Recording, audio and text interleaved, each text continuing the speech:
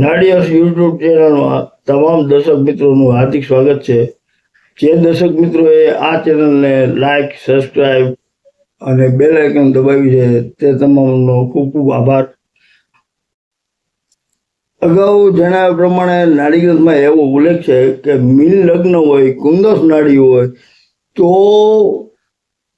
ઈ કુંદસ નાડી અને મીન લગ્ન તો એવું કે ભાઈ બ્રાહ્મણ જ્ઞાતિમાં જન્મ થયો હોય તો એને આ પ્રકારનું ફળ મળે, ક્ષત્રિય જ્ઞાતિમાં હોય તો આ પ્રકારનું ફળ મળે, વૈશ્ય જાતિમાં હોય તો આ પ્રકારનું ફળ મળે, અને શુદ્ર જાતિમાં હોય તો આ પ્રકારનું ફળ મળે. એટલે વર્ણ, રાશિ, નામ, નાડીના નામ આ બધાનો સમન્વય કરવાનો હોય છે. આ ફળકથન કેવી રીતે કરવું ને એ ક્યાંય ઉલ્લેખ નથી. ખાલી ફળકથન નાડીકારે આપી અને અહીંયા છોડી દીધું છે. એ થોડીક અઘરી વસ્તુ હતી, એટલે એનું મસામણ કરી, મનોમંથન કરી અને પછી નાડીઓ પર રિસર્ચ કરી અને નાડી અંશ નામની એક બુક, ખાલી ગણિત જ છે અંદર, પણ એ ગણિત થોડુંક અટપટું છે. કેવી રીતે નાડીઓના નામ, ષોડશ વર્ગ એ બધું કામ કરે છે એ અલગ અલગ પુસ્તકમાં અલગ રીતે વર્ણન કરવામાં આવ્યું છે. નાડીકારે કોઈ જગ્યાએ એવું નથી લખ્યું કે ભાઈ આ ફળકથન કેવી રીતે. અત્યારે જે નાડી સૂત્ર બધા બહાર પડે છે એમાં ગ્રહથી ગ્રહ છે, ભાઈ ગ્રહના કારકત્વ છે. ધારો કે કેતુ હોય, એ કેતુ 8મા ખાનામાં પડ્યો હોય એટલે કેતુ છે ને એ નાના કુટુંબનો કારક કહેવાય. નાના કુટુંબનો કારક કહેવાય એટલે નાના કુટુંબ છે ને એ હેરાનગતિમાં કાયમ માટે રહીએ. કાં એ કુટુંબ બરબાદ થઈ જાય, કાં એ કુટુંબના સભ્ય કોઈ બચે નહીં. આવું 8મા ખાનાનું કેતુનું ફળ કહેવાય. હવે સૂર્ય થી બીજા ખાનામાં મંગળ હોય તો એના ભાઈ ભંડરૂમાં એક ભાઈ છે એ આપઘાત કરે. હવે આવું ક્યાંય લખ્યું ન હોય. મંગળ, બુધ ને કેતું હારે પડ્યા હોય અને 12મા ખાનામાં પડ્યા હોય એટલે જમીન મકાનથી ફાયદો આપે, કોઈ ભાઈ ભાંડુથી નુકસાન આપે. એ લેખક બનાવે પણ લેખક તરીકે એ કારકિર્દી ન મેળવી શકે.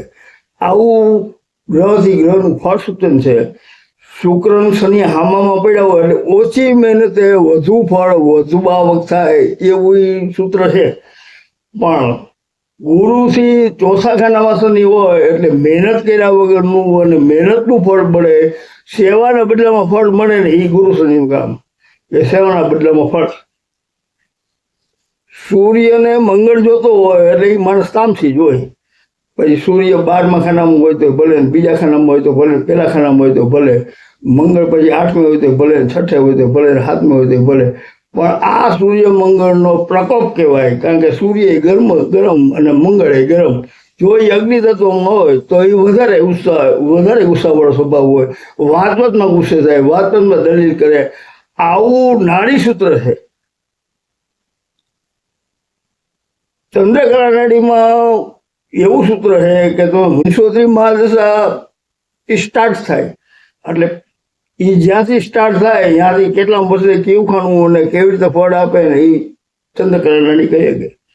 સચોટ તમારે ક્યાંય કોઈ ઉપયોગ કરવો હોય કે ભાઈ આ વર્ષે આ બનાવ બને તો એ ચંદ્રકલા નાડી કહી શકે કે ભાઈ આ વસ્તુ છે એ કેવી રીતે.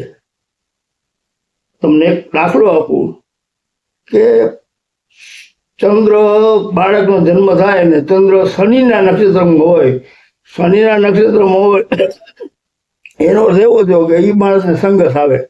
શનિ જો 19 વર્ષની મહાદશા ભોગવવાની બાકી હોય તો 19 વર્ષ સંઘર્ષ કરે. પછી 19 વર્ષ સંઘર્ષ કરે એટલે જો ચંદ્ર 5મા ખાનામાં પડ્યો હોય તો 5 થી 9 એ 19 વર્ષ 9મા ખાના સુધી જાય. ત્યાંથી 9મા ખાનાથી બુધની મહાદશા શરૂ થાય, બુધની થાય એટલે એ 12મા ખાનાનું ફળ આપે, 3જા ખાનાનું ફળ આપે.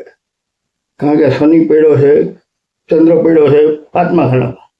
જો ચંદ્ર 6ઠા ખાનામાં પડ્યો હોય અને શનિની દશા હોય અને મિથુન લગ્ન હોય તો શનિની મહાદશા 8મા ખાનામાં શનિ પડ્યો છે, ચંદ્ર છે એ 6ઠા ખાનામાં પડ્યો છે, શનિની રાશિ 8મા ખાનામાં છે. એનો અર્થ એવો થયો કે ચંદ્ર છે એ જ્યાં સુધી શનિની દશા આવશે ત્યાં સુધી એને આરોગ્યની ખામી આપશે.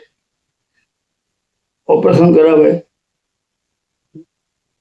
ગંભીર બીમારી આપે, જીવન મરણ વચ્ચેની ઝોલા ખાય એવી બીમારી આપે.